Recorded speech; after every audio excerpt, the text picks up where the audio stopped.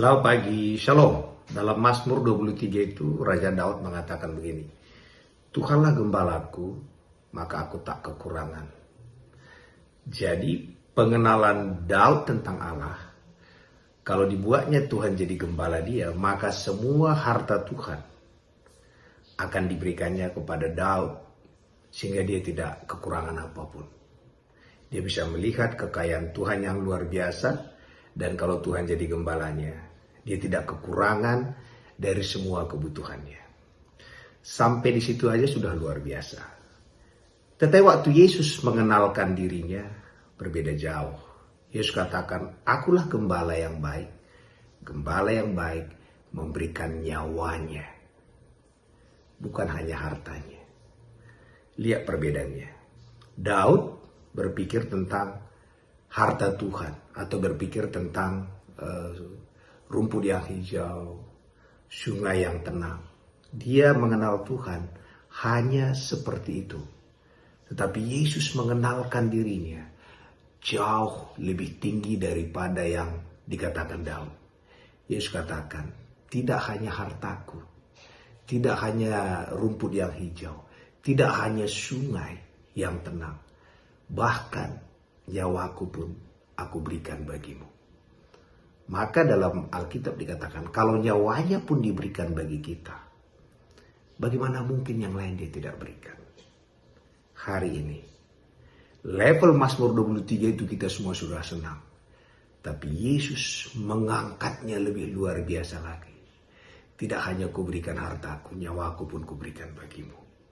Hari ini, kalau dia serahkan nyawanya bagi kita, apalagi yang kurang? Dosa kita pun dia bayar. Sebenarnya, dosa kita jauh lebih mahal dari dunia ini. Untuk menciptakan alam semesta ini dengan segala kekayaannya, Yesus ngomong saja. Tapi untuk menebus dosa kita, dia tidak bisa ngomong saja. Dia harus menjadi manusia dan membayar dosa itu. Dan kalau dosa kita pun dibayar, maka tentu dia bayar tunggakan kita, utang kita, rumah, mobil, semua itu menjadi tidak penting. Itu jadi tambahan saja bagi kita. Karena itu hari ini, nikmati Tuhan, nikmati hidupnya Tuhan, maka yang lainnya itu akan ditambahkan kepada kita. Terpuji nama Tuhan. Selamat pagi, Shalom. Kalau kita lihat peristiwa bagaimana Yesus membangkitkan Lazarus, Marta dan Maria membawa Yesus ke dua waktu yang berbeda. Yang pertama mereka katakan, seandainya engkau lebih cepat datang Tuhan, peristiwa ini tidak akan terjadi. Dan kalimat selanjutnya mereka katakan, ya, kebangkitan itu suatu hari nanti. Jadi mereka membawa Yesus itu adalah tentang masa lalu dan masa depan. Mereka tidak menyadari Yesus adalah hari ini. Kita juga sering menyesali masa lalu dan menakuti masa depan kita. Tuhan sudah selesaikan masa lalu kita. Dan dia juga pegang hari esok. Maka dikatakan siapa yang ada dalam Kristus yang lama sudah berlalu. Dan hari esok dia pegang. Karena itu jangan lagi hidup tentang masa lalu. Dan jangan juga hidup tentang masa depan. Hiduplah hari ini. Hari ini terjadi mujizat. Dan saat itu Lazarus dibangkitkan hari itu juga.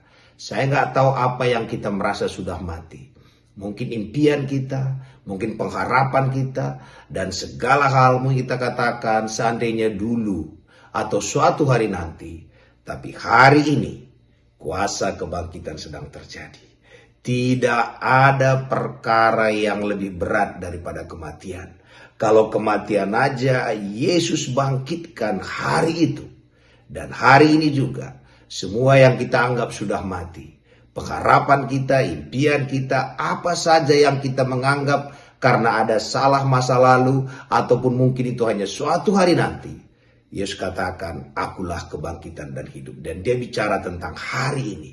Karena itu detik ini, mari kita perkatakan apa yang Yesus katakan. Dia membangkitkan kita. Dia memulihkan kita. Apa yang sudah hilang, bahkan 4 hari sudah mati pun, Yesus bisa bangkitkan. Yesus katakan apa? Akulah jalan, akulah kebenaran, akulah kehidupan, akulah terang. Karena itu hari ini, mari hadapi setiap hal yang kita alami. Mungkin gara-gara masa lalu ataupun ketakutan masa depan. Yesus ada detik ini. Dan kalau kita bersama dengan Yesus, tidak ada yang gak bisa dilakukan Yesus. Lazarus dibangkitkan, hidup kita pun dibangkitkan hari ini. Terpuji nama Tuhan. Selamat pagi, Shalom. Alkitab mengatakan bahwa Allahku akan memenuhi segala keperluanmu menurut kekayaan dan kemuliaannya. Sekarang bagaimana mengaplikasikan ayat ini? Di perjanjian lama, setiap kali ada masalah, selalu dilambangkan dengan Yesus sebagai jawabannya. Contoh, waktu Adam jatuh ke dalam dosa, maka itu diambillah domba dan itu melambangkan Yesus. Dan tulah ke-10 pun, setiap anak sulung mati, setiap ada darah di depan pintu orang Israel, maka mereka tidak kena tulah itu juga melambangkan Yesus. Dan waktu orang Israel itu dipatok ular, maka Tuhan juga Musa menaikkan ular tembaga, itu juga melambangkan Yesus. Segala sesuatu di dalam Alkitab perjanjian lama, termasuk di buku Imamat, itu bicara semua tentang Yesus. Dan hari ini, Yesus itu adalah firman dan dia ada dalam diri kita dan dia ada di mulut kita. Cara menggunakan hari ini adalah tidak lagi dengan lambang atau simbol itu. Kita menggunakannya dengan memperkatakannya. Jadi cara menggunakan Yesus ataupun bagaimana Yesus bisa memenuhi seluruh kebutuhan kita adalah memperkatakan Yesus kepada setiap masalah yang kita hadapi. Kalau kita katakan, kalau obat tadi dengan mengoleskan obat itu ilustrasinya. Dengan mengoleskan Yesus artinya memperkatakan Yesus. Contoh kita punya masalah keuangan, kita mulai katakan Yesuslah yang memenuhi seluruh kebutuhan kita. Yesuslah sumber keuangan kita. Mungkin kita masalah kesehatan, kita perkatakan Yesuslah kesembuhan kita. Jadi bagian kita adalah memperkatakan Yesus kepada setiap masalah-masalah yang kita hadapi itu. Dan waktu kita melihat perbuatan Allah yang besar itu, maka kita mulai jatuh cinta kepada Yesus. Dan waktu kita jatuh cinta kepada Yesus, maka segala sesuatu dalam hidup kita serahkan kepada Dia.